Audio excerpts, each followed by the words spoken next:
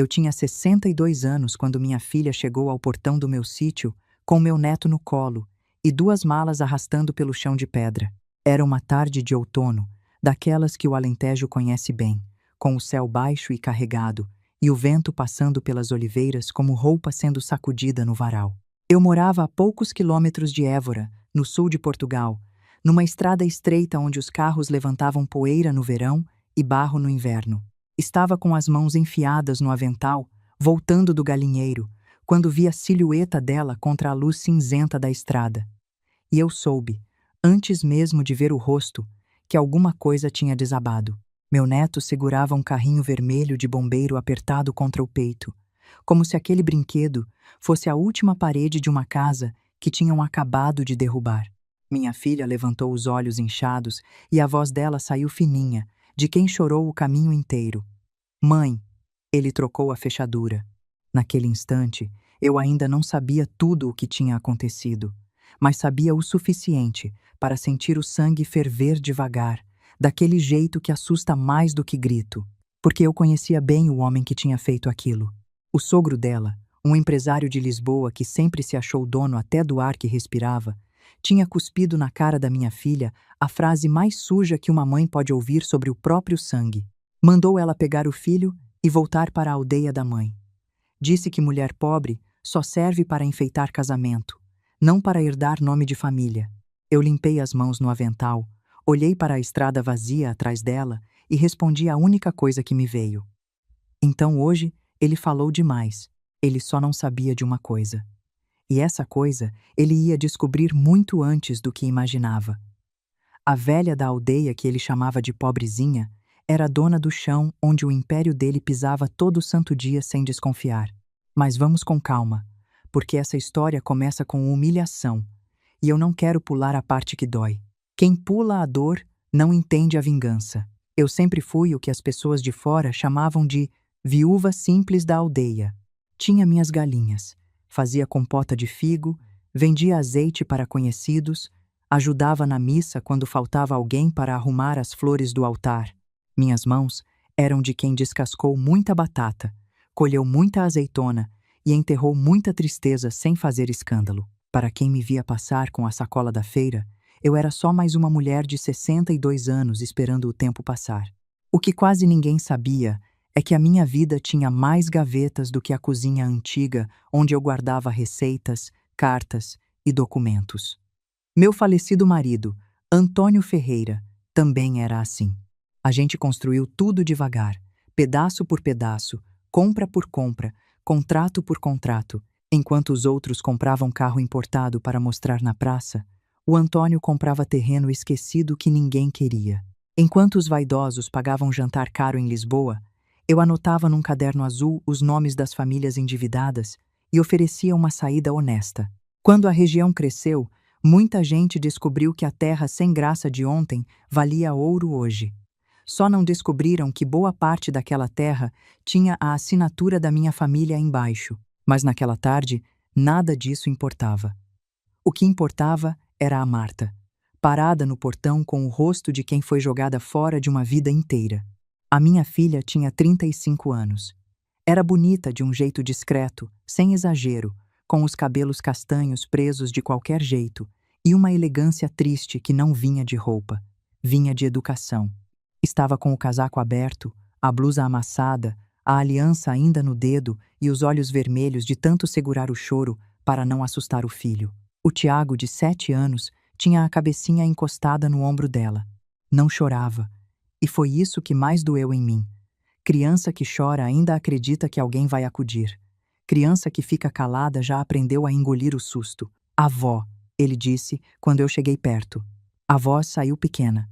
A gente veio dormir aqui só hoje? Eu abri os braços. Ele se soltou da mãe e correu, ainda carregando o carrinho de bombeiro na mão, e me agarrou pela cintura com tanta força que parecia querer entrar de volta em algum lugar seguro.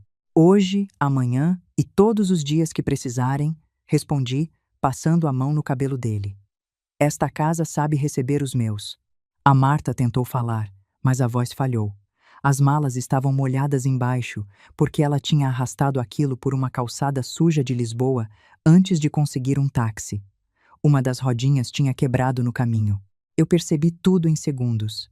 A mala torta, o lenço amassado na mão dela, a marca vermelha no pulso de quem carregou peso demais, a vergonha tentando se esconder atrás do cansaço.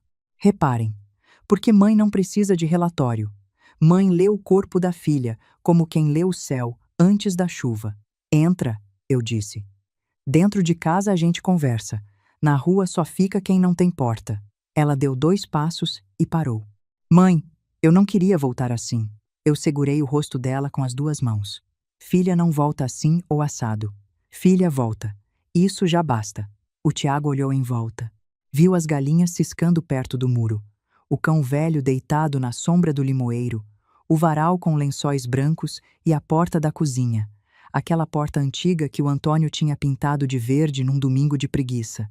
O lugar era conhecido para ele, mas naquele dia parecia outra coisa. Era abrigo. Era hospital. Era trincheira. Avó, ele perguntou de repente, olhando para os próprios sapatos. A gente agora é pobre de verdade? A pergunta entrou em mim como faca sem cabo. A Marta fechou os olhos e uma lágrima escapou apesar de todo o esforço. Eu me agachei na frente do meu neto.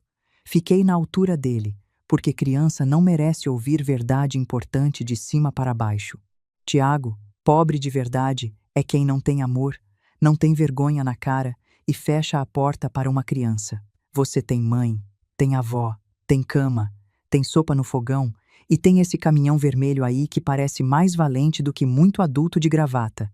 Então, meu menino, se isso é pobreza, tem muito rico por aí precisando aprender. É carrinho de bombeiro, ele me corrigiu. Baixinho. Pois melhor ainda, eu respondi. Bombeiro apaga incêndio. E hoje, pelo visto, você trouxe o equipamento certo. Ele sorriu só com um canto da boca. Era pouco, mas para mim foi como ver uma vela acender numa igreja escura. Dentro da cozinha, o cheiro da sopa de legumes ainda estava no ar. A minha mesa de madeira tinha marcas antigas de faca, queimadura de panela e uma mancha clara onde a Marta, quando era pequena, derramou leite quente e chorou, achando que eu ia brigar. Eu pus água no fogo, cortei pão alentejano, queijo, azeitonas e botei tudo na mesa como se estivesse recebendo visita normal. Mas meus olhos estavam atentos. Mãe que sabe ler silêncio, escuta até o que não foi dito. A Marta sentou, mas não comeu. O Tiago segurava a colher sem levantar até a boca. Conta, eu disse, sem pressa. Do começo. Sem esconder para me poupar, porque poupar mãe de dor de filho é o mesmo que esconder fumaça de quem já viu o fogo. Ela respirou fundo. As mãos tremiam. E contou. Naquela manhã, em Lisboa, ela tinha levado o Tiago para a escola como sempre. O apartamento ficava numa zona elegante, com prédios altos, entrada espelhada e porteiro que sorria de um jeito diferente para morador e para empregado. A Marta nunca gostou daquele lugar. Era bonito, sim, mas frio. Tudo ali parecia feito para impressionar quem chegava e vigiar quem ficava. As paredes tinham quadros caros.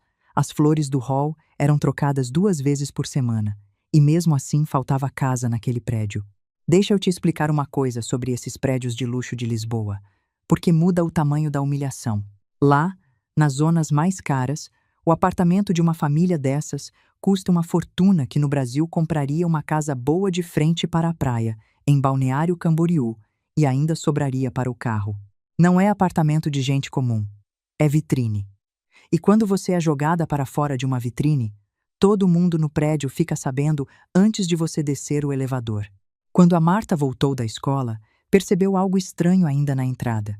O porteiro, o senhor Álvaro, desviou o olhar. Ele sempre cumprimentava o Tiago, perguntava da escola, fazia piada com o carrinho de bombeiro.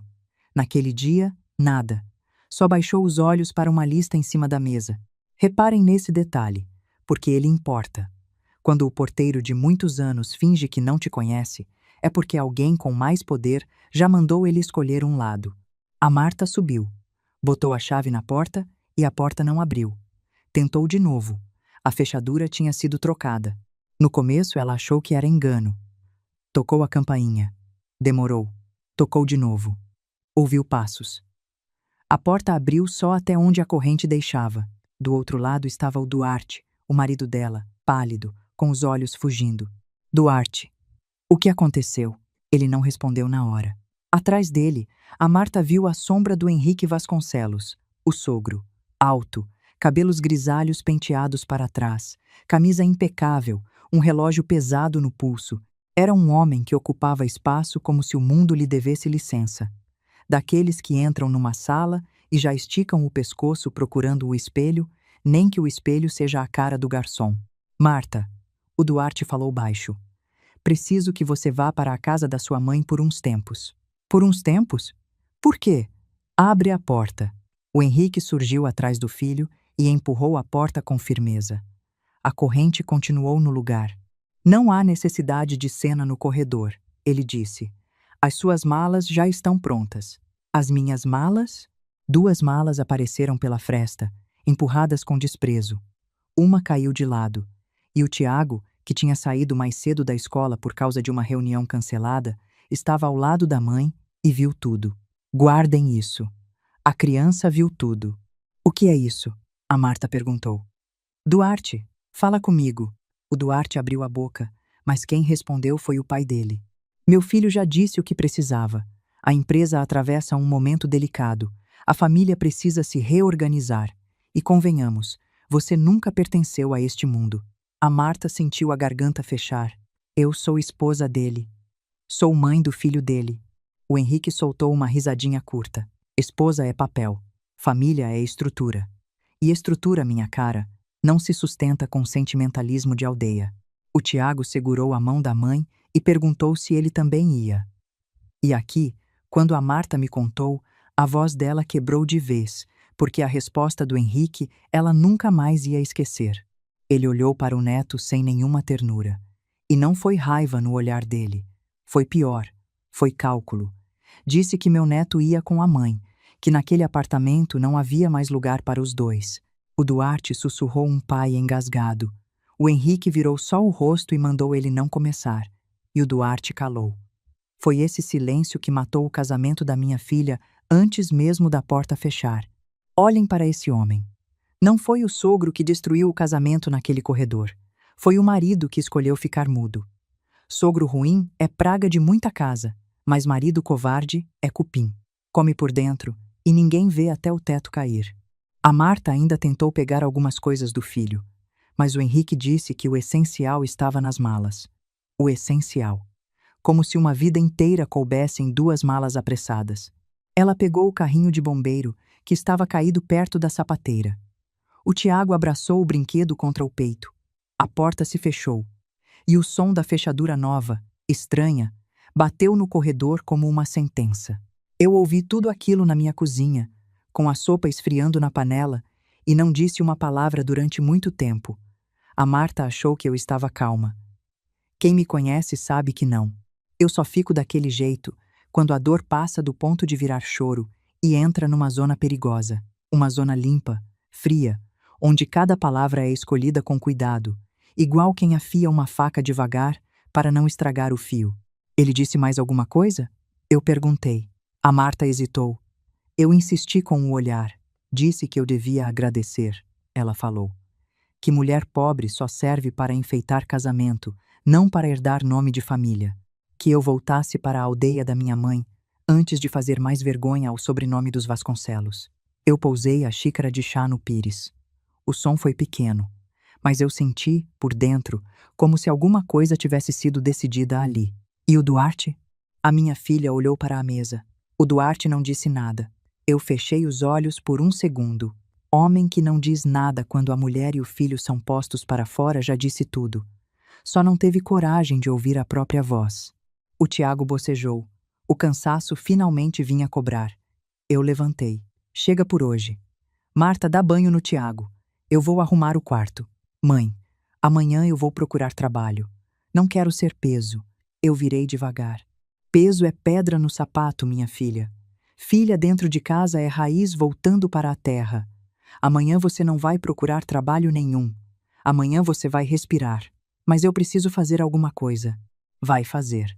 Vai dormir. Às vezes, dormir é a primeira vingança contra quem queria ver a gente quebrada. Naquela noite, A Marta deitou no quarto onde tinha dormido quando era menina. As cortinas eram outras, a colcha era outra, mas no ar tinha o mesmo cheiro de madeira velha, alfazema e roupa lavada. O Tiago dormiu na cama encostada na parede, com o carrinho de bombeiro em cima do travesseiro. Antes de apagar a luz, ele perguntou para a mãe se o pai sabia que ele tinha vindo para cá. Ela disse que sim. Ele perguntou se o pai vinha buscar, e a Marta demorou um instante a mais do que devia para responder. Criança percebe essas demoras. Foi quando ele disse uma frase que eu ouvi do corredor e que ficou martelando na minha cabeça a noite inteira. Eu não chorei, mãe. E a Marta respondeu que tinha visto. E o Tiago, baixinho, perguntou: Mas aqui eu posso chorar? Ela disse que aqui podia. E então ele chorou. Chorou baixo, sem escândalo, com vergonha até da própria tristeza. A Marta chorou junto, segurando o filho como se pudesse costurar por dentro tudo o que tinham rasgado nele. Eu fiquei na cozinha.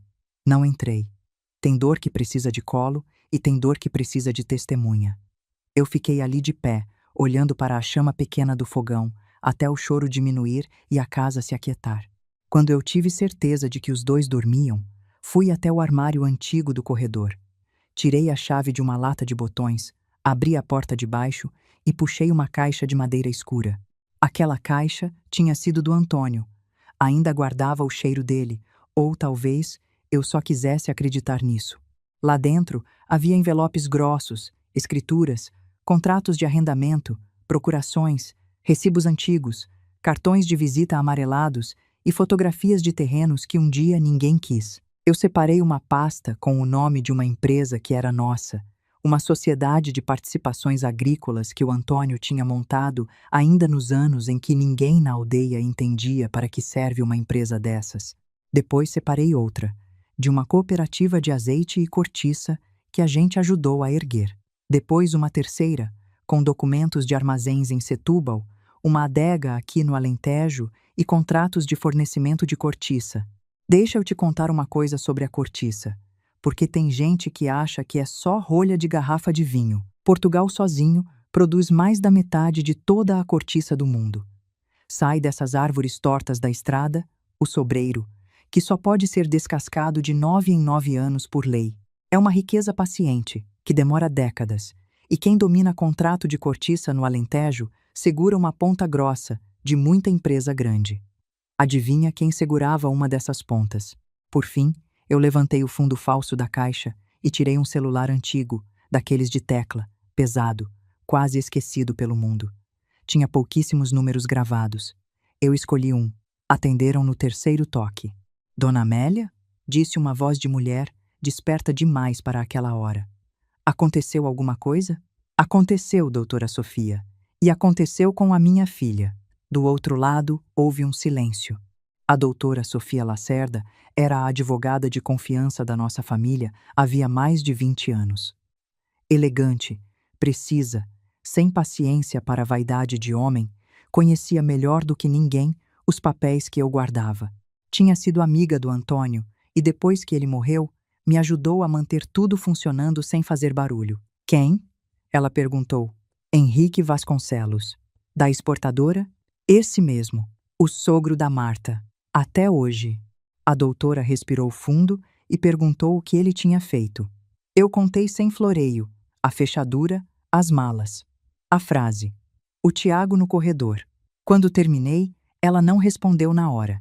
Não era surpresa, era cálculo. Quem trabalha com lei aprende a calcular antes de sentir. Dona Amélia. Ela disse por fim. A senhora quer uma ação de família, uma notificação, uma medida sobre a criança? Quero tudo o que for preciso para proteger o Tiago. Mas primeiro quero saber uma coisa. A empresa dele continua respirando por aparelhos? Continua. Pior do que no último relatório.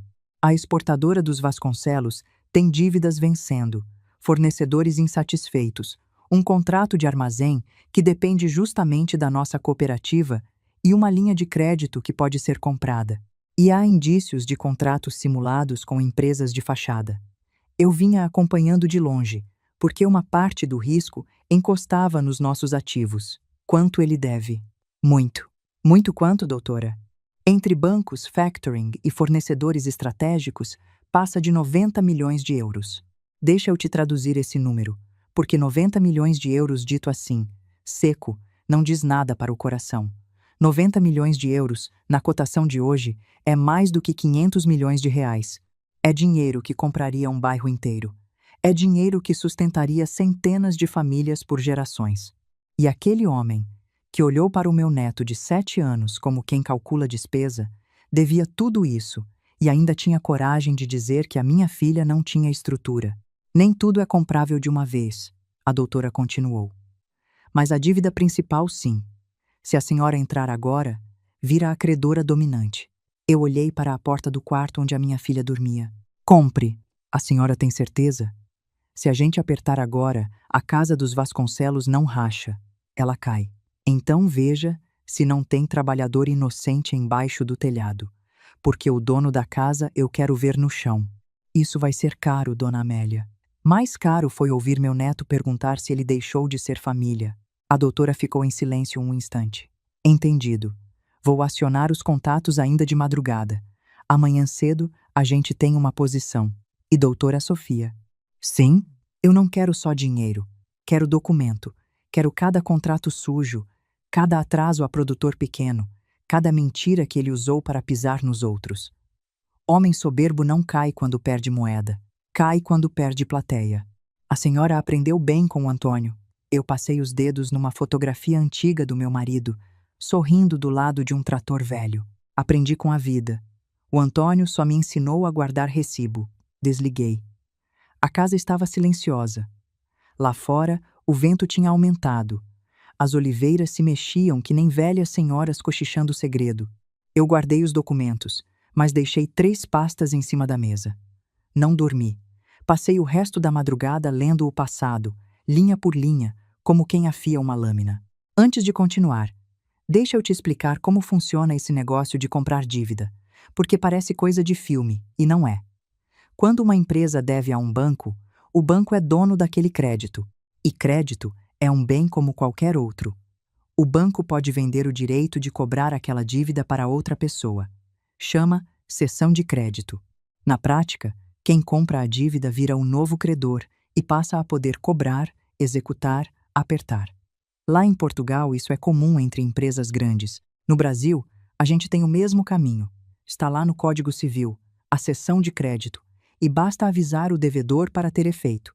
Ou seja, naquela madrugada, sem sair da minha cozinha, com um celular velho de tecla, eu estava me preparando para comprar o direito de cobrar o homem que humilhou a minha filha. E o melhor, tudo dentro da lei. Quando o sol nasceu, o Tiago foi o primeiro a acordar. Me encontrou no quintal, jogando milho para as galinhas.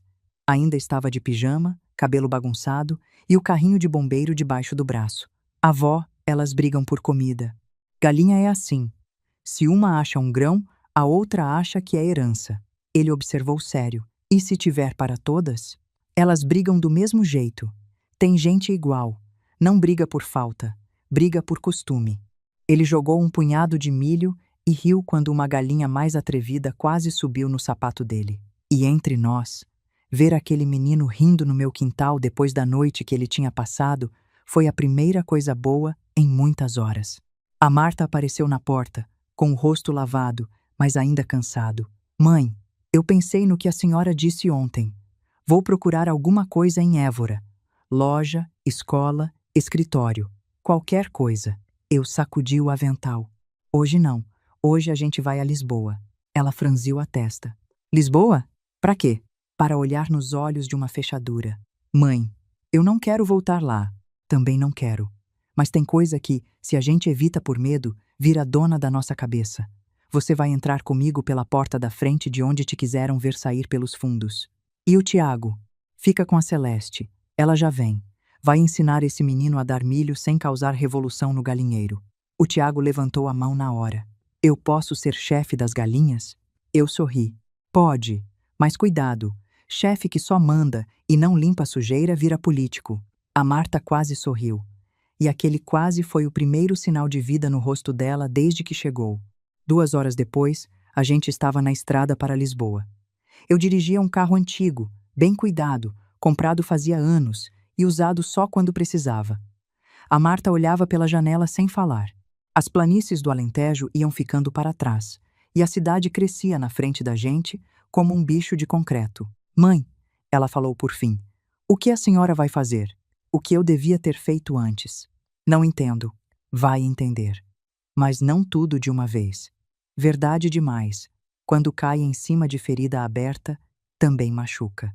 Ela virou para mim. A senhora está me assustando. Ótimo. Melhor assustada comigo do que humilhada por eles.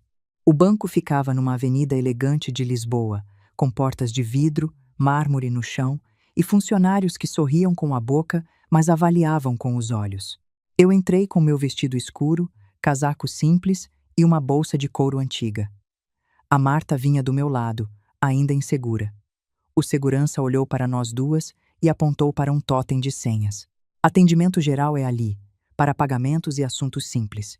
Eu agradeci com toda a educação do mundo. Muito gentil. E as balas? Ainda ficam naquela taça? O homem piscou, sem entender. Eu peguei uma bala da recepção, desembrulhei devagar e botei na boca. A Marta estava prestes a dizer alguma coisa quando uma porta lateral se abriu. Um homem de meia idade, terno impecável, saiu apressado com uma pasta na mão.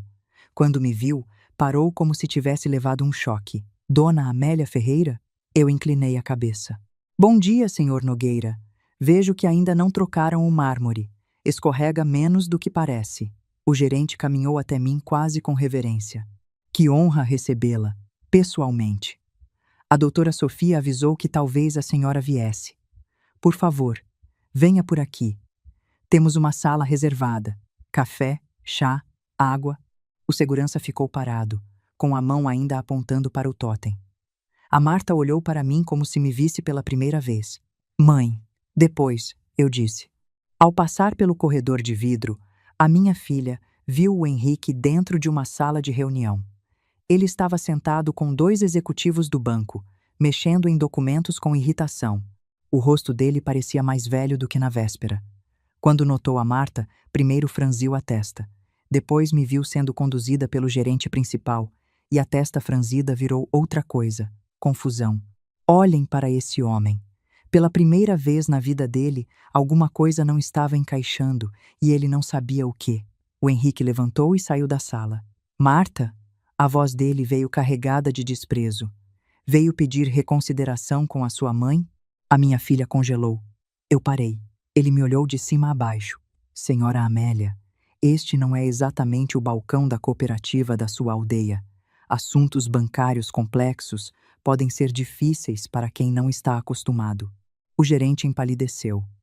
Eu sorri sem mostrar os dentes. Senhor Henrique, agradeço a preocupação, mas documento é como pão. Quem sabe ler receita não passa fome. Não tenho tempo para metáforas rurais. Estou em negociação importante. Então negocie depressa. Tem assunto que muda de dono quando a gente pisca. Ele perdeu a cor por um segundo, mas recuperou a máscara rápido. Esse tipo de homem treina a máscara no espelho a vida inteira. O Duarte não quer confusão. Seria bom que a Marta aceitasse isso com dignidade. A minha filha apertou a bolsa. Eu olhei para ela, depois para ele. Dignidade ela trouxe nas malas. Quem ficou sem foi quem trancou a porta. E sem esperar resposta, entrei na sala reservada. A Marta me seguiu. O Henrique ficou no corredor, tentando entender por que o gerente do banco tratava aquela mulher simples como alguém que não precisava pedir licença. Dentro da sala, o gerente fechou a porta e ofereceu cadeira. A sessão foi protocolada hoje de manhã, ele disse, abrindo a pasta.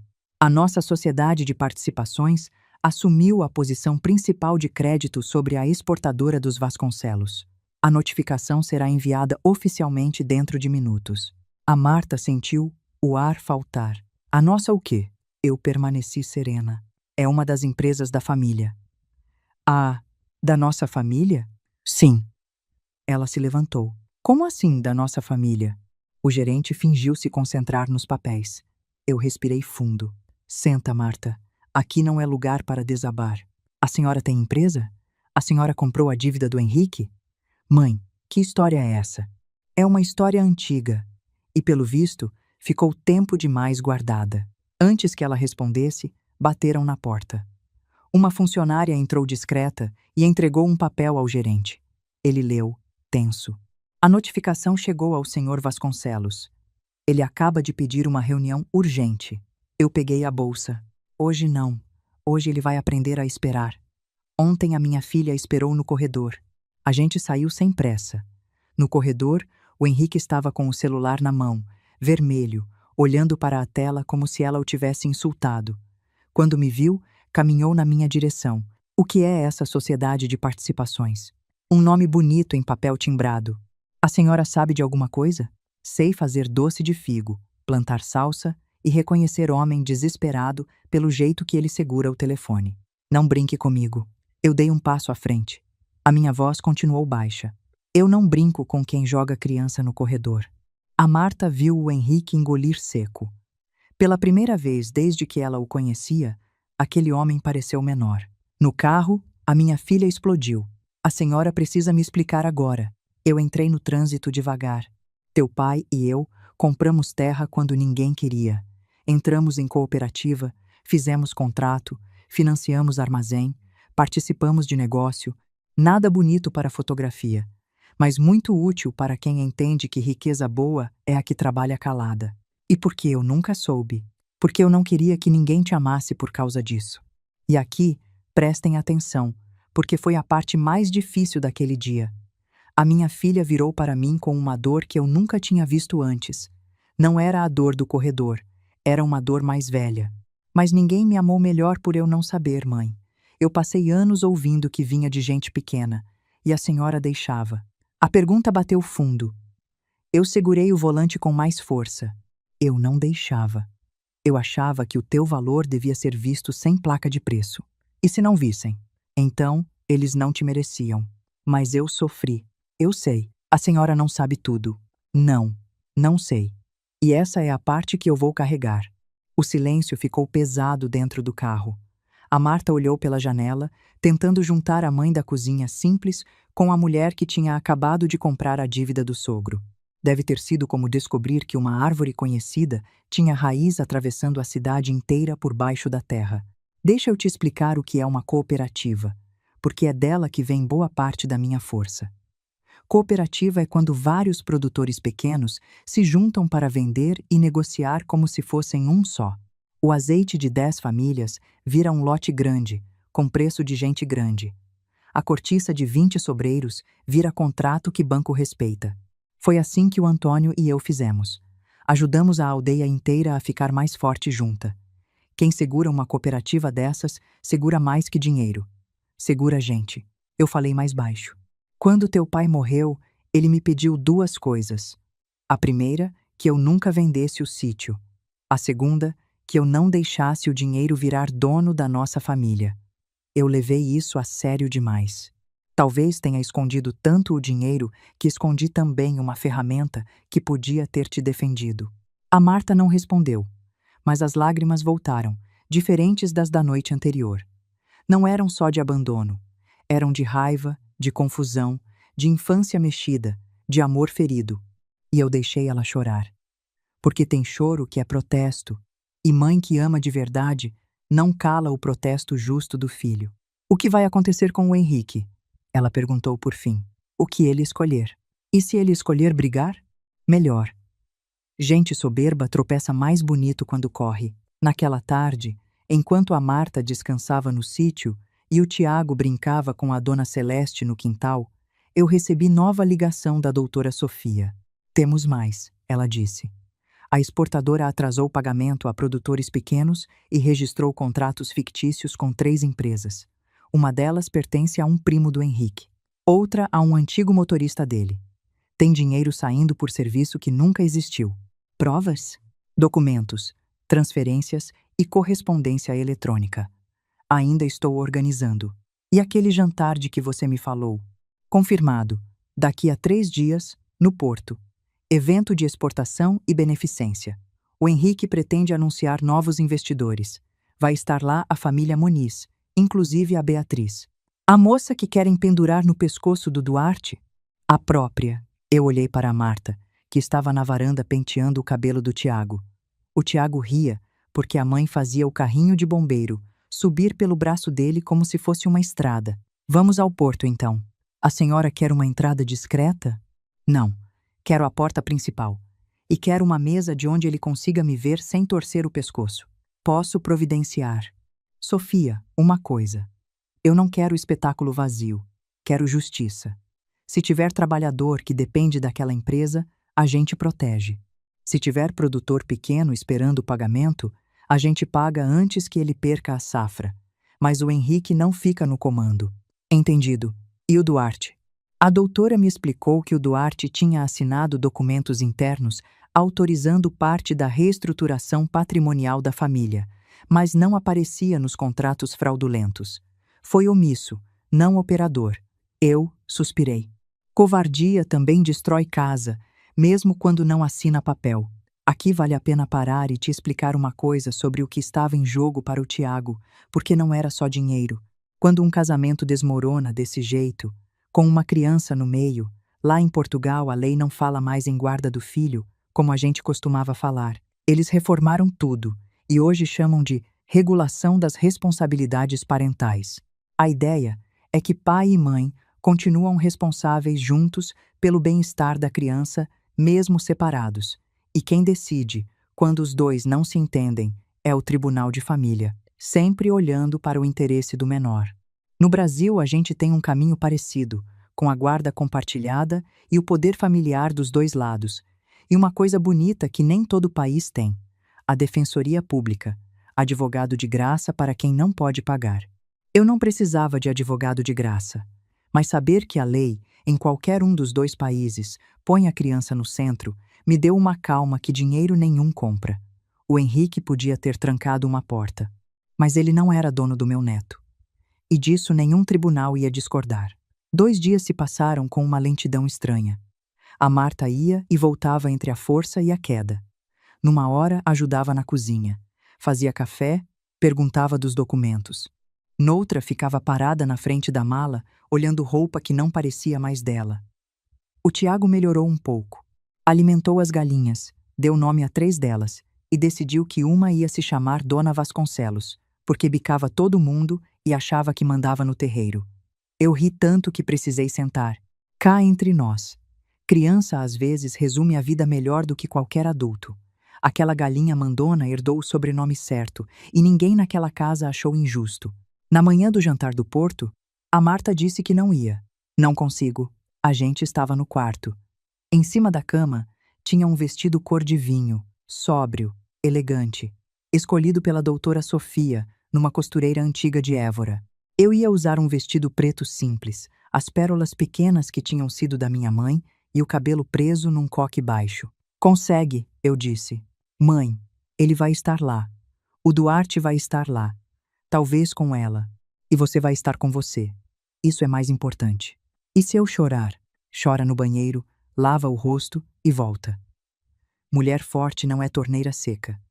É rio que continua correndo. A Marta tocou no vestido. Eu sinto vergonha. Vergonha tem que sentir quem trancou porta para a criança. Você só vai entrar pela porta da frente. O Tiago apareceu na porta do quarto. Mãe, você vai buscar o papai? A minha filha se ajoelhou na frente dele. Meu neto estava com o carrinho na mão e um risco de terra no rosto. Não, meu amor. Então vai fazer o quê? Ela olhou para mim antes de responder. Vou buscar a mim mesma. O Tiago pensou um pouco. Então leva o bombeiro. A Marta sorriu triste. Por quê? Se tiver fogo. Ela beijou a testa dele. Hoje, quem apaga o fogo é a avó. Antes da viagem ao Porto, teve uma tarde que eu nunca vou esquecer. A doutora Sofia levou a gente a uma costureira pequena de Évora, uma porta estreita numa rua de pedra, sem vitrine chamativa. A dona do ateliê, a dona Leonor, tinha mais de 70 anos e olhos de quem media tristeza melhor do que media tecido. Quando me viu, abriu um sorriso. Finalmente saiu do sítio, mulher. Pensei que você só viesse aqui quando o mundo acabasse. Quase acabou para a minha filha. Eu respondi. E eu preciso que ela se veja de novo. A Leonor não fez pergunta. Só levou a Marta até um espelho grande, desses que não perdoam postura caída. Trouxe vestido, casaco, sapato. A minha filha recusava tudo. Dizia que era demais. que não combinava com ela, que ia parecer ridícula. A costureira ouviu por alguns minutos, depois segurou os ombros dela e a virou para o espelho. Menina, ridículo é mulher bonita pedindo licença para existir. Roupa não faz milagre, mas às vezes lembra ao corpo que a alma ainda está aí. Endireita essas costas. A Marta obedeceu. E quando vestiu o cor de vinho, o silêncio da sala mudou. Não era vaidade, era reconhecimento. A mulher no espelho ainda estava magoada, mas não parecia derrotada. Eu fiquei num canto, apertando a bolsa com força para não chorar na frente dela. Notem uma coisa boa aqui. Os ombros dela subiram. O queixo levantou um dedo. Essa é a postura de quem ainda não venceu, mas já parou de pedir desculpa por estar viva. Ficou caro? A Marta perguntou, tentando aliviar a emoção. A Leonor ajeitou uma dobra na cintura. Caro foi a humilhação que te fizeram. Isto aqui é só tecido. Na saída, a minha filha segurou o meu braço. Eu tenho medo de entrar naquele salão e todo mundo lembrar que eu fui posta para fora. Vão lembrar, eu disse. Mas também vão ver que você voltou caminhando. Quem cai e levanta na frente dos outros, deixa de ser fofoca e vira aviso. O salão do Porto ficava num prédio antigo restaurado, com janelas altas, lustres enormes, toalhas brancas e arranjos de flores que pareciam mais caros do que muita feira inteira. Homens de terno conversavam em grupinhos, mulheres elegantes circulavam com taças, fotógrafos registravam aperto de mão e sorriso ensaiado. O evento juntava empresários de exportação, produtores, investidores e políticos da região. Na teoria, era uma noite beneficente. Na prática, era um mercado de vaidade com música baixa ao fundo. Deixa eu te contar uma coisa sobre o Porto, porque a cidade tem tudo a ver com o que aconteceu naquela noite. O Porto é uma cidade de comerciantes antigos, gente que enriqueceu mandando vinho para o mundo inteiro pelo Rio Douro. Ali, quem entende de negócio respeita quem produz de verdade, não quem só faz pose. E eu sabia disso. Naquele salão, no meio de tanto investidor calejado, a pose do Henrique ia valer menos do que ele imaginava. Pose engana a câmera. Não engana comerciante velho. O Henrique chegou cedo.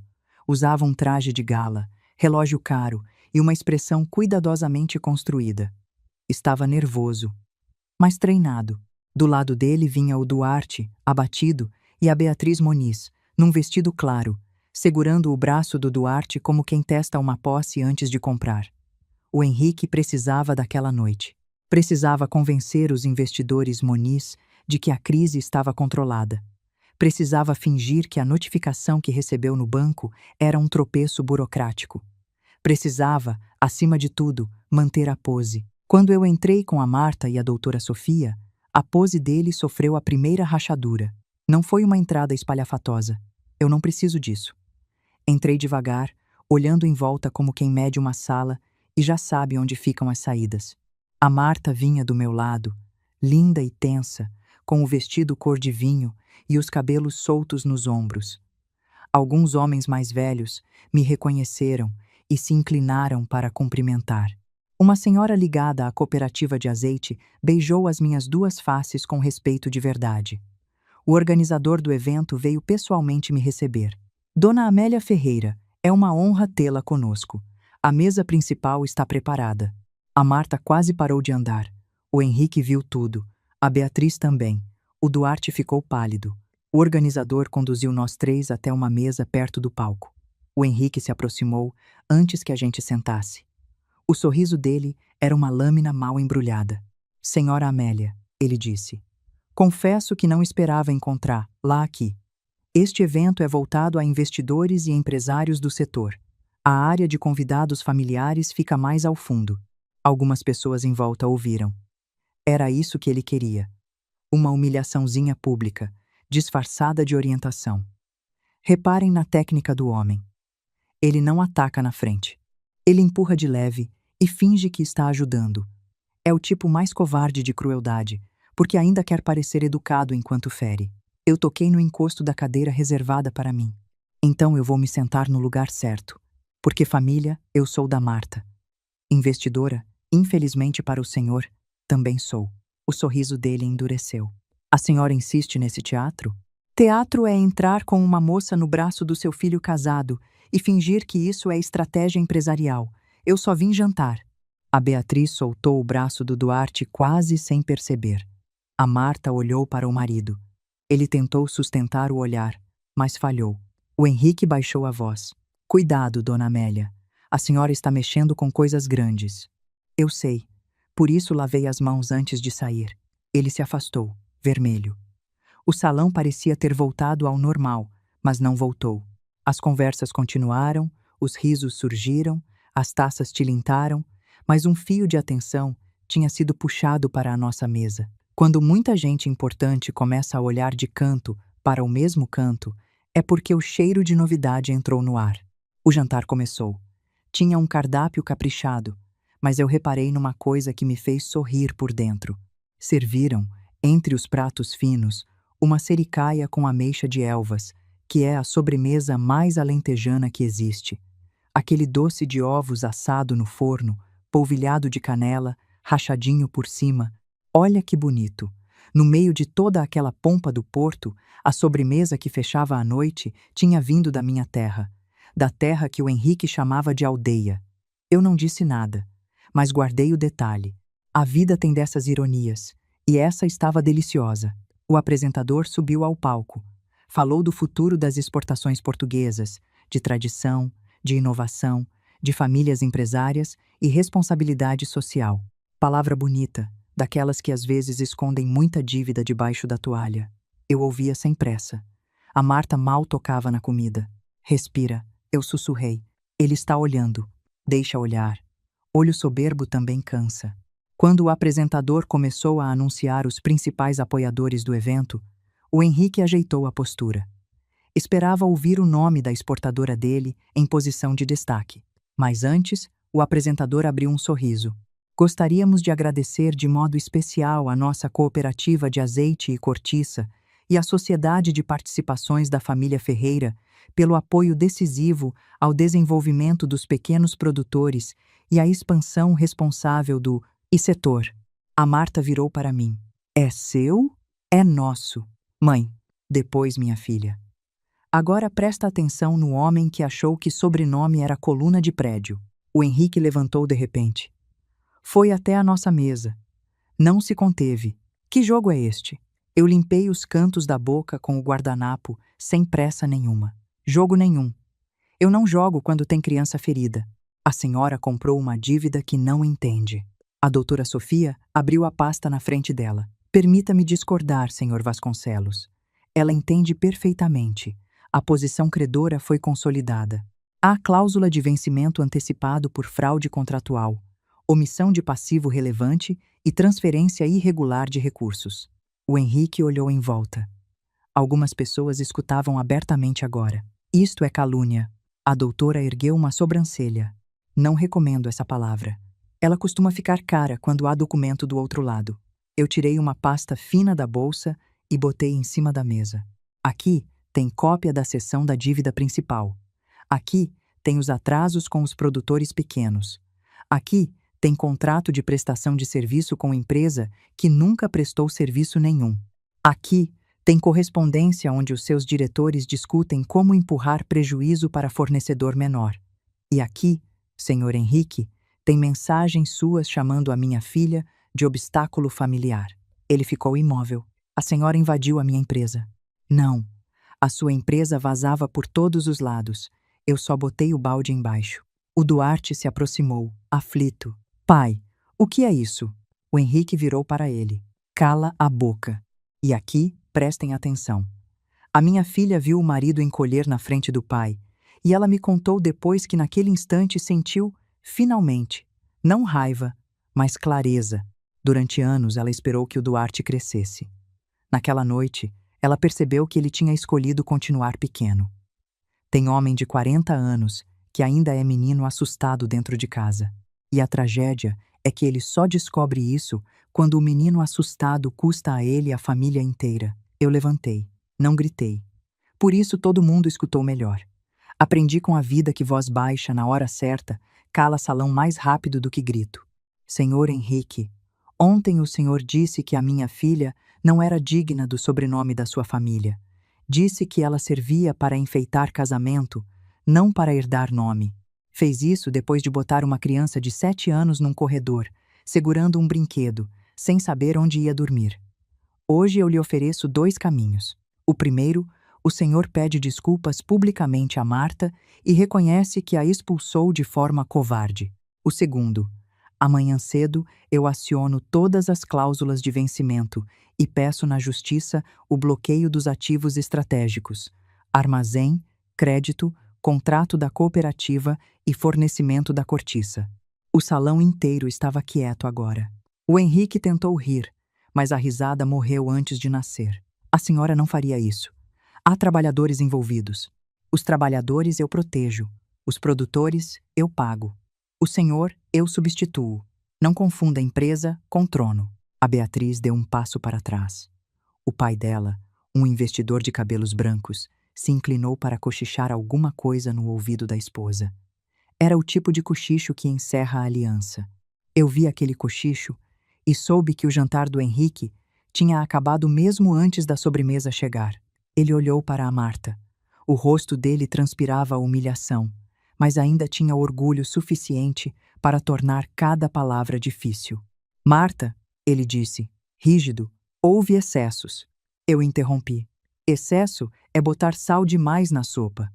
O senhor botou uma mãe e uma criança na rua. Tente de novo. Ele fechou os punhos. Eu errei. A Marta respirou fundo. Por quê? Ele a encarou. Porque a empresa precisava de estabilidade. Porque o Duarte precisava pensar no futuro. Porque a sua origem sempre foi um problema para certas relações comerciais. A minha filha soltou uma risada curta, ferida. Então o senhor não está pedindo desculpa. Está explicando a sua crueldade. Eu mantive os olhos nele. Última oportunidade. O Henrique engoliu seco. As pessoas esperavam. E aqui foi a parte mais bonita de toda aquela noite. E eu vou contar devagar, porque merece. Pela primeira vez, aquele homem que passou a vida usando a plateia como escada estava sendo esmagado pela própria plateia. As mãos dele tremiam de leve. O lábio de baixo se mexeu antes da voz sair. A testa, sempre tão lisa de soberba, ganhou um brilho de suor sob os lustres. O queixo, que ele sempre mantinha erguido para olhar todo mundo de cima, baixou 1 centímetro. 1 centímetro só. Mas naquele salão, todo mundo viu o centímetro. Peço desculpas, ele disse, a voz baixa. A Marta e ao Tiago. A forma como tudo aconteceu foi errada. Foi covarde. A Marta corrigiu. Ele fechou os olhos. Foi covarde. O salão absorveu a palavra. Covarde. Ela ficou pairando sobre os lustres feito fumaça.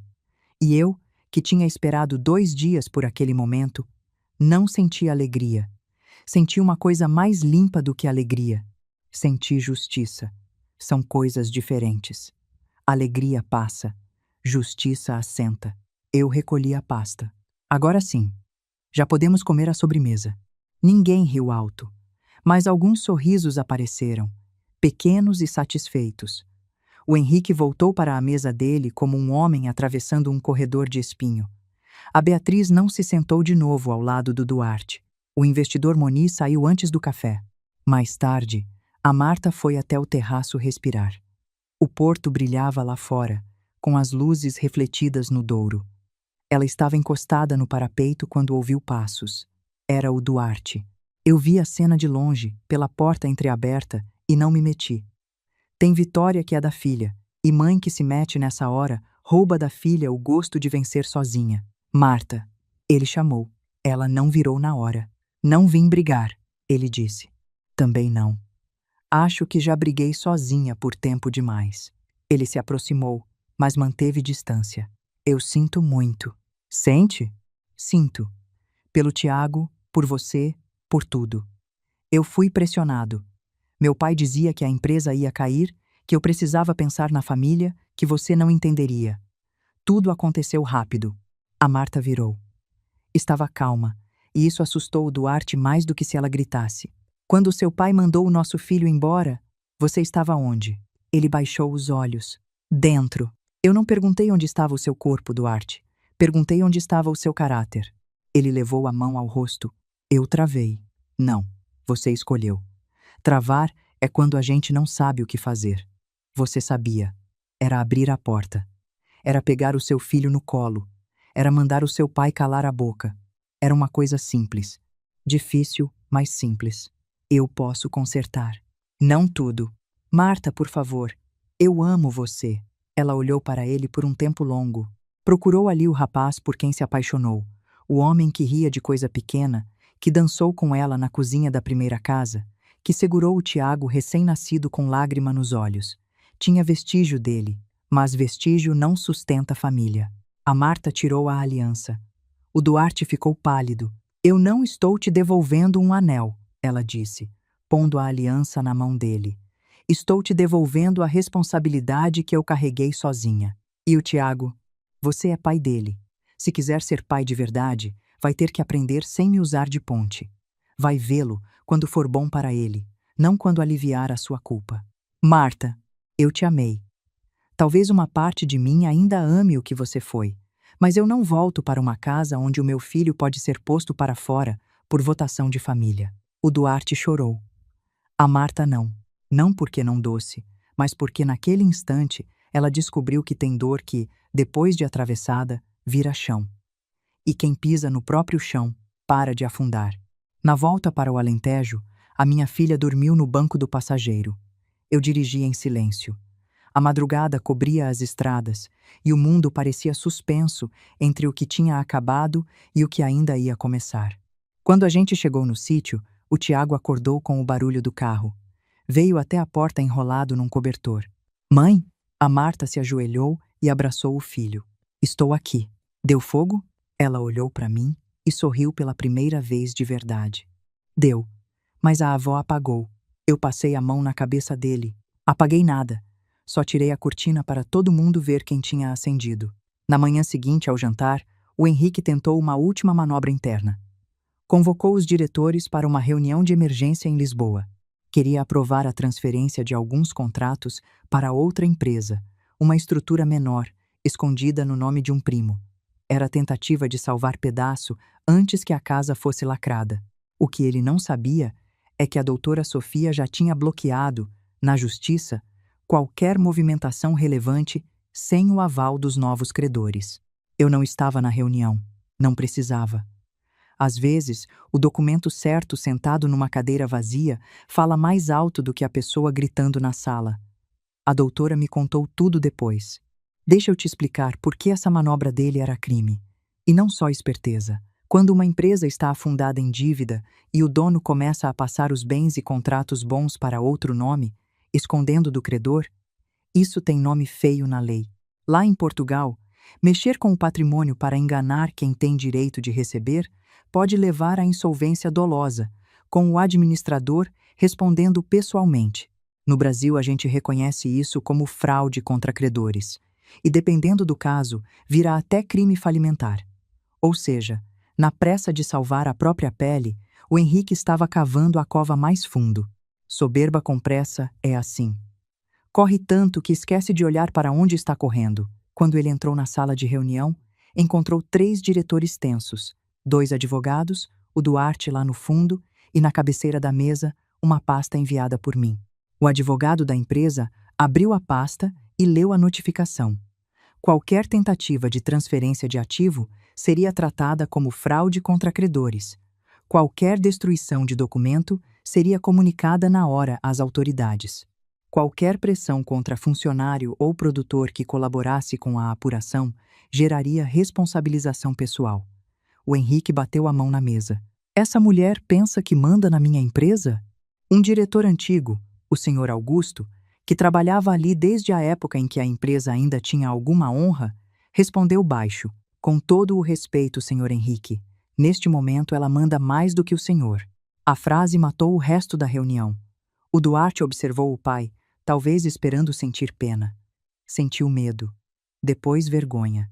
Era tarde, mas ainda era alguma coisa. Naquela tarde, ele ligou 3 vezes para a Marta. Ela não atendeu, não por vingança. apenas porque estava ensinando o Tiago a plantar manjericão num vaso na janela da cozinha, e naquele momento a vida tinha prioridade sobre culpa atrasada. Por alguns dias, pareceu que tudo ia se resolver. Mas gente como o Henrique não aceita cair sem tentar puxar alguém pelo tornozelo. Na semana seguinte, começaram os boatos. Primeiro na internet, depois nos cafés, depois entre alguns produtores. Diziam que eu queria destruir uma empresa portuguesa por vingança de família, que a velha da aldeia tinha enriquecido às escondidas, que ia tomar terra, demitir empregado, acabar com o contrato antigo. O Henrique, mesmo encurralado, ainda tinha amigos acostumados a dever favor. A Marta percebeu antes de mim. Foi à mercearia da aldeia e ouviu duas mulheres cochichando. Uma delas, que antes sempre a cumprimentava, mudou de assunto quando ela entrou. No balcão, o senhor Joaquim, dono da mercearia, ficou sem graça. Não liga, Marta. O povo fala. Fala o quê? Ele hesitou. Que a sua mãe mexeu com coisa grande, que talvez vá sobrar para gente pequena. A minha filha voltou para casa com o coração apertado. Me encontrou no quintal, podando uma roseira. A senhora sabia? De quê? Dos boatos. Eu cortei um galho seco. Sabia que iam vir. Soberbo, quando perde documento, tenta ganhar fofoca. E vai ficar quieta? Ficar quieta não é o mesmo que ficar parada.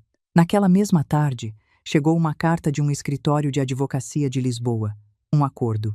O Henrique propunha que eu suspendesse as medidas, recuasse publicamente, e, em troca, a Marta receberia um apartamento pequeno em Setúbal, uma pensão para o Tiago e uma compensação discreta. Tudo sob cláusula de confidencialidade, ou seja, dinheiro para comprar silêncio. A Marta leu a carta e ficou vermelha. Ele ainda acha que pode comprar a nossa vergonha. Eu dobrei o papel. Não, minha filha. Ele acha que dignidade tem preço porque a dele sempre teve desconto. O que a gente vai fazer? Vamos chamar o povo. Que povo? A cooperativa. Os produtores. Os trabalhadores. Quem tem medo precisa ver documento, não ouvir cochicho. A reunião foi marcada para o sábado, no salão da cooperativa. Era um prédio simples, de paredes brancas, cadeiras de madeira e cheiro de café passado em garrafa térmica. Vieram pequenos produtores, funcionários dos armazéns, moradores da aldeia, antigos parceiros do Antônio e até curiosos que diziam não gostar de confusão, mas chegaram antes de todo mundo. O Henrique apareceu sem ser convidado, como eu sabia que ele faria. Entrou de terno cinza, acompanhado de 2 advogados e um assessor. O rosto dele trazia aquela expressão de quem vinha salvar uma narrativa antes que ela morresse. Eu estava sentada na frente, ao lado da doutora Sofia e da Marta. O Tiago tinha ficado com a dona Celeste, pelo menos era o combinado. O Henrique pediu a palavra antes mesmo de a reunião começar. Já que o meu nome está sendo arrastado por esta senhora, creio que tenho o direito de esclarecer. Eu fiz um gesto. Fale. Quem trouxe fósforo que mostre a caixa? Ele ficou de pé no centro do salão. Senhoras e senhores, a nossa exportadora sempre gerou emprego, levou o nome desta região para fora de Portugal e sustentou muitas famílias. O que está acontecendo agora é uma tentativa de vingança pessoal, motivada por ressentimento familiar. A dona Amélia Ferreira, usando recursos acumulados de forma pouco transparente, tenta assumir contratos estratégicos e colocar em risco trabalhadores honestos. Pergunto aos senhores: é justo que uma briga doméstica destrua anos de trabalho? Algumas cabeças se mexeram. O Henrique percebeu e ganhou confiança. Cometi erros familiares? Talvez. Mas não se administra uma empresa com sentimentalismo. Decisões difíceis precisam ser tomadas. Se esta senhora continuar, produtores ficarão sem contrato, famílias sem renda, armazéns fechados. É isso que vocês querem? Trocar estabilidade por vingança de cozinha? A Marta fechou as mãos sobre o colo. Eu toquei de leve no braço dela. E aqui, prestem atenção, na esperteza venenosa do homem. Ele não veio se defender da fraude. Ele veio mudar o assunto. Transformou ladrão em vítima e vítima em ameaça. É a jogada mais velha do mundo. Quando o culpado não consegue limpar a própria mancha, ele tenta sujar a roupa de quem está limpo. Só que ele esqueceu de um detalhe. Naquele salão, Não tinha câmera de televisão para enganar. Tinha gente que ele devia. Eu levantei. Devagar. O salão silenciou. Terminou? Ele sorriu. Por hora. Então senta, que agora começa a parte com papel. A doutora Sofia ligou o projetor. Na parede apareceu o primeiro documento. Contratos de produtores que estavam havia meses sem pagamento. Nomes conhecidos no salão. O senhor Manuel, que vendia azeitona. A dona Hilda, que fornecia pequenas remessas de figo seco. A família Ramos, da cortiça. Valores atrasados, promessa quebrada, multa escondida em letra miúda. O senhor Manuel levantou a mão. Isso aí é o meu contrato. Me disseram que o atraso era culpa da cooperativa. A doutora mudou a tela. Correspondência interna da exportadora orientava os funcionários a culpar a cooperativa pelos atrasos de caixa. Um murmúrio cresceu. O Henrique se mexeu. Documentos fora de contexto. Contexto vem agora, eu disse. A tela seguinte mostrou transferências para empresas de fachada. Serviço de transporte nunca realizado. Consultoria sem entrega. Pagamento a uma empresa registrada no nome de um parente do Henrique. A doutora explicou com clareza, sem juridiquês. Cada palavra era uma pá de terra na cova pública daquele empresário. Enquanto os produtores esperavam pagamento, ela disse: saía dinheiro da empresa por contrato simulado. Enquanto os trabalhadores ouviam que a crise vinha do mercado, recursos eram desviados para salvar patrimônio privado. O Henrique levantou. Isso é uma acusação grave. Eu olhei para ele.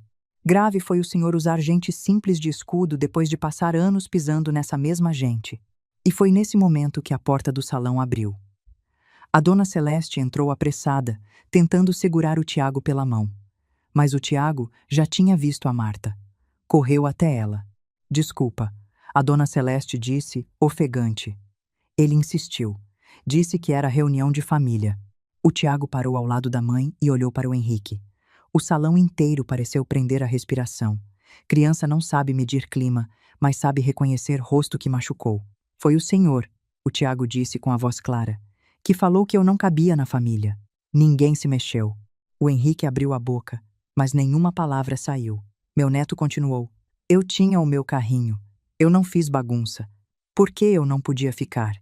A Marta levou a mão à boca.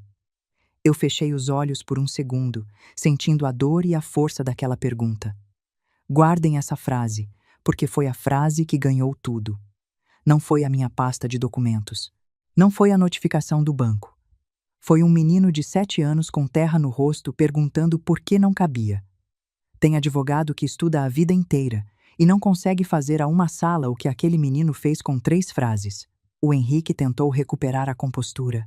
Menino, isso é assunto de adulto. Eu dei um passo à frente e segurei a mão do meu neto. Criança não entende contrato, senhor Henrique. Mas entende porta fechada. O salão murmurou. Algumas pessoas desviaram o olhar do Henrique com vergonha de quase terem acreditado nele. Aí eu falei para todos. Ninguém aqui vai perder o trabalho por minha causa. Os pagamentos atrasados aos pequenos produtores vão ser regularizados pela cooperativa, com desconto depois na dívida da exportadora. Os armazéns continuam funcionando. Os contratos honestos vão ser mantidos, mas o Henrique não comanda mais nada que dependa da nossa terra, da nossa azeitona, da nossa cortiça ou do nosso silêncio. O senhor Joaquim, que me conhecia havia décadas, levantou devagar. O Antônio dizia que a senhora tinha mais juízo do que metade dos homens da redondeza juntos. Acho que ele ainda foi modesto. Algumas pessoas riram, outras bateram palmas. Primeiro pouco, depois mais forte. Não era festa, era alívio. O Henrique ficou parado, pálido, ouvindo o som de uma autoridade que não pertencia mais a ele. A queda definitiva veio nas semanas seguintes. A autoridade fiscal abriu investigação. Os investidores Moniz se afastaram de vez. Os bancos recusaram novas linhas de crédito. A exportadora entrou em reestruturação, agora sob controle dos credores e com participação decisiva da nossa cooperativa e da nossa sociedade de participações. Os trabalhadores foram mantidos. Os pequenos produtores receberam parte dos atrasados, e o Henrique foi obrigado a renunciar ao comando. Ele não foi preso naquele momento, nem saiu algemado como em novela apressada. A vida real, às vezes, pune devagar, mas, Para um homem como ele, perder a cadeira, perder a obediência dos outros e entrar num café, sabendo que todo mundo conhecia, a covardia dele já era uma prisão sem grade. Teve que vender o apartamento de luxo de Lisboa. Mudou para uma casa menor, ainda confortável, mas sem o palco de antes. O sobrenome dele continuava escrito nos papéis, mas já não abria a porta com a mesma força. O Duarte procurou a Marta algumas vezes. No começo, vinha com desculpa. Depois, com presente para o Tiago. A minha filha aceitou só o que era do filho e recusou todo gesto que tentasse comprá-la. Estabeleceu dia de visita, horário, regra. O Duarte teve que aprender que ser pai não é aparecer quando a culpa aperta. É constância, é ouvir pergunta difícil, é aceitar que o Tiago pode amá-lo e, mesmo assim, não confiar nele como antes. Numa tarde, o Duarte foi até o sítio. Trazia uma mochila com livros para o Tiago e um rosto menos arrogante, mais gasto. "Posso falar com você?" ele perguntou a Marta. Ela estava no pátio, separando documentos da cooperativa. "Sobre o Tiago? Sobre nós. Então não." Ele respirou fundo. "Eu estou tentando mudar. Que bom. O Tiago precisa de um pai melhor." "E você?" A Marta olhou para ele sem raiva. "Eu precisei de um marido melhor quando estava no corredor com 2 malas. Agora eu preciso de paz." O Duarte abaixou a cabeça. Não insistiu. E talvez esse tenha sido o primeiro gesto decente dele. Aceitar que o perdão, quando vem, não traz de volta, obrigatoriamente, o que se perdeu. Enquanto isso, a Marta começou a trabalhar de verdade na cooperativa. No início, ela achou que eu ia botá-la numa sala confortável, com cargo bonito. Eu fiz o contrário. Mandei ela acompanhar produtor, ler contrato antigo, visitar armazém, aprender a diferença entre azeite bem prensado e azeite só bem rotulado. Ela reclamou no 3º dia, exausta. "Deixa eu te contar uma coisa sobre azeite, porque na prateleira parece tudo igual e não é. O bom de verdade é o extra virgem, prensado a frio, sem calor que estrague o gosto, tirado da primeira prensa da azeitona. Aqui no Alentejo, a gente tem azeite com denominação de origem protegida, um selo que garante que ele nasceu mesmo na nossa terra, e não numa fábrica qualquer com rótulo bonito. O resto é perfume em garrafa." E a Marta ia aprender essa diferença no dedo, provando, não lendo embalagem. "Mãe, eu tenho faculdade, sei lidar com administração." "Ótimo. Então vai aprender com quem administra a própria sobrevivência antes de administrar planilha. A senhora está sendo dura." "Estou sendo mãe. Mãe mole demais cria filho dependurado. Eu quero te ver de pé. E vou te confessar uma coisa de mãe, aqui entre a gente. Doía me fazer de dura. Toda noite eu olhava a Marta chegar cansada, com terra no sapato, e a minha vontade era passar a mão na cabeça dela e dizer: "Descansa, deixa que eu resolvo." Mas amor que resolve tudo pelo filho é amor que paralisa. Eu tinha resolvido demais a vida inteira. Dessa vez, o meu trabalho era segurar a minha própria mão. A Marta entendeu aos poucos. Conheceu a dona Hilda, que sustentava 2 netos com figo seco. Conheceu o Manuel, que acordava antes do sol para cuidar de oliveira herdada do pai. Conheceu trabalhadores que sabiam mais sobre dignidade do que muito conselho de administração. E percebeu que eu não tinha só dinheiro escondido. Tinha uma rede de confiança construída ao longo de décadas. Dinheiro qualquer um junta. Confiança é a única riqueza que não se compra à vista. O Tiago floresceu no sítio. Ganhou bota de borracha, aprendeu a recolher ovo, conversava com as galinhas como se fossem funcionárias indisciplinadas e decidiu que ia ser bombeiro, agricultor e advogado. Nessa ordem, para apagar fogo, plantar batata e processar quem fechasse porta para a criança. Eu disse que era um plano de carreira respeitável. Um dia, ele me perguntou: "Avó, o vô Henrique ficou pobre?" Eu estava descascando maçã. Não como muita gente entende pobreza. Ele ainda tem cama, comida e telhado. Então ficou o quê? Ficou pequeno, mas ele era alto. Altura por fora não conta quando a pessoa encolhe por dentro. O Tiago pensou bastante nisso. Depois pegou o carrinho de bombeiro e foi brincar de salvar uma cidade feita de pedra no quintal. A conversa mais difícil entre mim e a minha filha aconteceu numa noite de chuva. A água batia nas telhas e a cozinha estava iluminada por uma lâmpada amarela. A Marta tinha acabado de revisar um contrato e me viu guardando o papel na mesma caixa de madeira do Antônio. Mãe, diz, a senhora se arrepende? Eu não fingi não entender. De ter escondido? Sim, eu fechei a caixa, mas deixei a mão em cima da tampa. Arrependo. Não de ter vivido com simplicidade. Disso não. Simplicidade nunca foi vergonha. Arrependo de ter confundido proteção com silêncio. Eu quis te proteger do dinheiro, mas devia ter te preparado contra a maldade. A Marta sentou à mesa. Eu fiquei com raiva da senhora. Eu sei. Ainda fico um pouco. Também sei. Raiva justa não precisa pedir licença. A minha filha olhou para mim. Viu rugas que antes pareciam só idade e agora pareciam mapa. Quantas decisões aquela mulher tomou sozinha, ela deve ter pensado. Quantas vezes engoliu medo para não assustar a filha? Quantas vezes foi julgada como pequena por gente que não sabia nem metade do que ela segurava?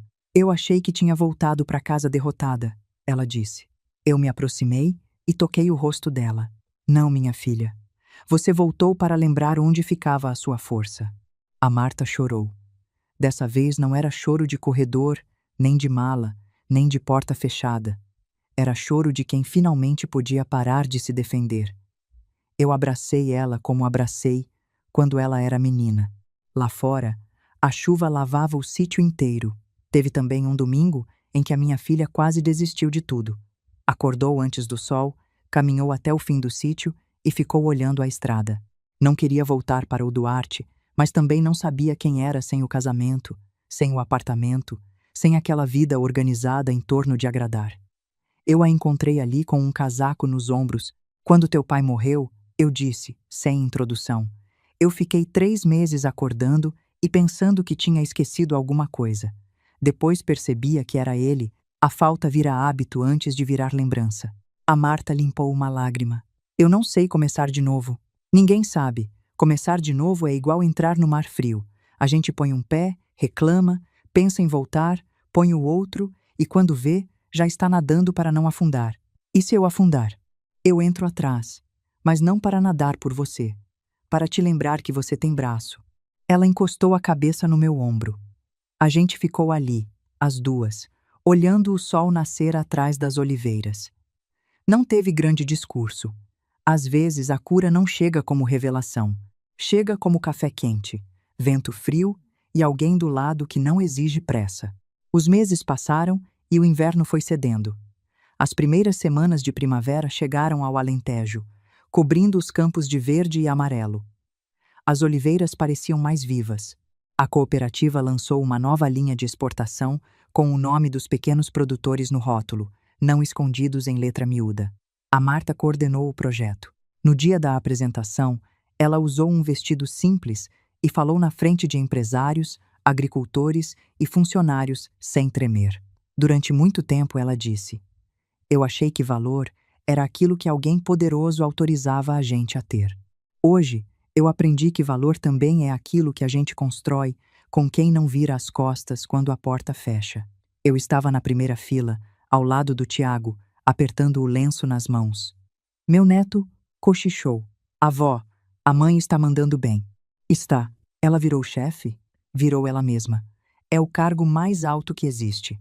No fim do evento, o Henrique apareceu. Ninguém esperava. Estava mais magro, menos impecável. Não entrou como dono de nada. Entrou como homem que já não tinha certeza se ia ser cumprimentado. Se aproximou da Marta quando ela estava ao lado de uma mesa com garrafas de azeite. Eu vi e dei um passo. Mas a minha filha fez um gesto pequeno para que eu esperasse. Marta, ele disse, eu vim dizer uma coisa. Diga. O que eu fiz com o seu filho não tem justificativa. Ela continuou séria. Não tem. Eu passei a vida protegendo um nome e perdi a noção do que um nome deveria proteger. A Marta o estudou. Não sabia se aquilo era arrependimento, solidão ou derrota falando. Talvez fosse um pouco de cada, mas já não precisava decidir por ele. Espero que o senhor tenha aprendido, ela disse. Mas não espere que o meu filho seja a sua lição. Criança não nasceu para educar adulto cruel. O Henrique baixou os olhos. Posso pedir desculpa a ele? A Marta olhou para o Tiago, que conversava com um produtor sobre trator. Um dia, talvez. Quando ele quiser ouvir, não quando o Senhor quiser falar. Ele aceitou. Foi embora sem cena, e pela primeira vez, ninguém abriu caminho para ele. Ele só saiu pelo espaço que existia, igual a qualquer pessoa. Reparem como o mundo é justo às vezes. O homem que entrava em todo lugar esperando que a multidão se abrisse, saiu de um salão de cooperativa de aldeia, caminhando sozinho, pelo meio, como qualquer um de nós. Naquela mesma tarde, a Marta encontrou em cima da mesa um papel velho que eu tinha deixado ali de propósito. Era uma cópia de uma anotação do Antônio, escrita no caderno azul de contas, com aquela letra dele meio torta. Dizia o seguinte: a riqueza que presta é a que mantém a mesa cheia e a consciência limpa. A minha filha leu uma vez, depois outra. Não disse nada, só dobrou com cuidado e guardou dentro da agenda nova da cooperativa. Mais tarde, quando precisou decidir se mantinha um contrato lucrativo, mas injusto com pequenos produtores, ela abriu a agenda e leu de novo. Cancelou o contrato, renegociou com todos e dormiu em paz. Eu soube no dia seguinte e não elogiei demais.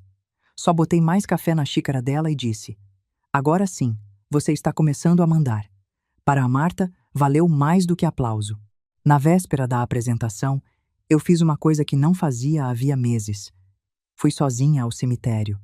Levei flores simples, dessas que crescem perto do muro do sítio, e botei em cima do túmulo do Antônio. Fiquei um tempo calada, como se esperasse que o vento organizasse as frases por mim. Você ia dizer que eu demorei, eu murmurei. E ia ter razão. Passei os dedos sobre o nome dele gravado na pedra. Ali, longe da filha e do neto, eu deixei o rosto endurecido amolecer. Não chorei muito. Chorei o suficiente. Eu quis fazer tudo direito. Quis que a nossa menina não fosse cercada por interesse, mas esqueci que o mundo não precisa conhecer a fortuna de uma pessoa para tentar quebrá-la. Basta sentir que ela está sozinha. Uma senhora que limpava flores em outro túmulo olhou de longe, respeitosa. Eu continuei baixinho, como quem conversa dentro de casa. Agora ela sabe. Não tudo, porque ninguém precisa carregar tudo de uma vez, mas sabe que tem chão. E o Tiago: ah, Antônio, você ia gostar daquele menino, teimoso como cabrito e esperto como feira em dia de chuva. Botou o Henrique no canto com uma pergunta só. Nem advogado fazia melhor. Sorri no meio das lágrimas. Antes de ir embora, pousei a mão na pedra fria. Prometo uma coisa. Não vou mais confundir silêncio com humildade. Humilde é quem não pisa. Quem deixa pisarem nos seus, por medo de parecer orgulhosa, é outra coisa. E disso eu me curei. Saí do cemitério com o passo firme. Na estrada de volta, parei o carro na frente de um campo de oliveiras e fiquei olhando. As árvores eram tortas, antigas, resistentes. Nenhuma era bonita como árvore de jardim, mas todas davam fruto. Eu pensei que talvez família seja isso mesmo. Tronco marcado, galho difícil, raiz funda e fruto teimoso apesar do tempo. Naquela noite, o sítio ficou cheio. Trabalhadores, vizinhos e amigos vieram comer pão, queijo, azeitona, carne assada e bolo de laranja. Não era festa de luxo, mas era festa de verdade. O Tiago correu pelo pátio com outras crianças. A dona Celeste dançou com o senhor Joaquim. A Marta riu alto pela primeira vez em muito tempo. Eu fiquei perto da porta da cozinha, observando. A doutora Sofia se aproximou com uma taça de vinho. O Antônio teria gostado de ver isto. Eu olhei para o céu. Ele teria dito que faltou sal na carne, só para não admitir que estava emocionado. A gente riu. E a senhora? A doutora perguntou. O que vai fazer agora? Agora eu vou ensinar o meu neto a não dar nome de gente ruim para a galinha. Coitadas das galinhas. E a Marta? Eu observei a minha filha conversando com produtores, segura, inteira. A Marta não precisa mais que eu a carregue, só que eu deixe a porta aberta. Mais tarde, quando a festa acabou e a casa voltou a ficar quieta, o Tiago sentou ao meu lado no degrau da entrada. O carrinho de bombeiro estava no colo dele, com uma roda nova que eu tinha mandado consertar. Avó, diz, meu bombeiro, a gente ainda é pobre? Eu sorri. Essa pergunta tinha voltado, mas agora não vinha com medo. Vinha com curiosidade. Depende. Se for de vergonha, não. Se for de amor, somos ricos até demais. E de dinheiro? Tenho o suficiente para comprar ração das galinhas, consertar esse carro vermelho e mandar gente soberba procurar outro terreiro para cantar de galo. O Tiago riu. Bombeiro salva a casa pegando fogo, né? Salva. A mãe salvou a nossa? Eu olhei pela janela. A Marta estava na cozinha, lavando os copos, cantarolando baixinho. A mesma filha que chegou ali quebrada agora ocupava a casa como quem voltou ao próprio corpo. Salvou. Você também. Eu? Sim. Quando você fez aquela pergunta na cooperativa, lembrou a todo mundo que por trás de papel, empresa e sobrenome tinha uma criança. Às vezes, meu menino, quem fala a coisa mais simples derruba a mentira mais complicada. O Tiago encostou a cabeça no meu braço. Avó, se alguém fechar uma porta para mim de novo, eu venho para cá. Eu beijei os cabelos dele. Esta porta não fecha para os meus. Nunca fechou. Nunca vai fechar. O vento passou pelas oliveiras, manso. A noite estava clara, cheia de estrela. Eu pensei no Antônio, em tudo que a gente construiu sem barulho, em tudo que eu quase perdi por calar demais e em tudo que ainda dava para reparar. A vida não devolve exatamente o que tirou. Mas às vezes, quando a gente tem coragem de encarar a dor sem se ajoelhar diante dela, a vida entrega outra coisa. Não a casa antiga, mas uma casa mais verdadeira. E é por isso que eu queria te contar tudo isto, você que chegou até aqui comigo. O Henrique passou a vida acreditando que família era sobrenome, herança e lugar à mesa. O Duarte aprendeu tarde que amor sem coragem vira desculpa. A Marta descobriu que voltar para a mãe não era fracasso. Era retorno à própria raiz. E eu, que muita gente chamava de velha simples da aldeia, aprendi na pele uma coisa que gente soberba demora a entender. Mãe não precisa parecer poderosa para ser perigosa quando mexem com um filho, porque no fim, dinheiro compra prédio, compra carro, compra convite para jantar elegante e até compra o silêncio de muita gente. Mas não compra o olhar de uma criança que foi posta para fora. Não compra a dignidade de uma mulher que decidiu levantar. E, acima de tudo, não compra o amor de uma mãe que abriu a porta, acolheu a filha e disse ao mundo inteiro, sem precisar gritar: aqui, ninguém joga os meus na rua. Agora me conta você. De que cidade você está ouvindo esta história? E como está o tempo aí agora? Se faz sol, se chove, se a noite já caiu. Eu gosto de imaginar tanta gente, em tantos lugares diferentes, ouvindo a mesma história ao mesmo tempo. E se em algum momento desta história você lembrou de uma porta que fecharam para você, ou de uma porta que você manteve aberta para alguém, escreve nos comentários, divida a sua lição, porque a sua história também ensina. Se você gosta de histórias assim, daquelas que começam na humilhação e terminam de pé, se inscreva no canal para não perder a próxima. Confiem em mim, vai valer. A gente se vê na próxima história.